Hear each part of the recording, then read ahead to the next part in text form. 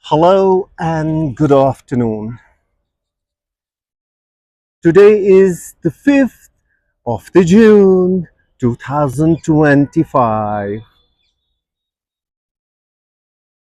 5th June is celebrated worldwide as the Environment Day. Today is also the day of Arafah.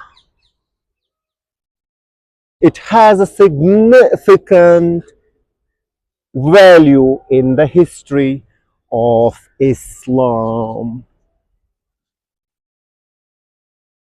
For those who don't know, the meaning of Arafah is to acknowledge and to know.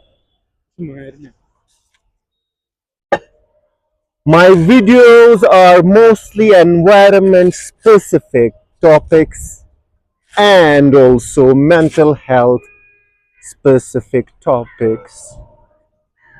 But today's premise is set on the connection between these two great ideas that we are celebrating today on the 5th of June.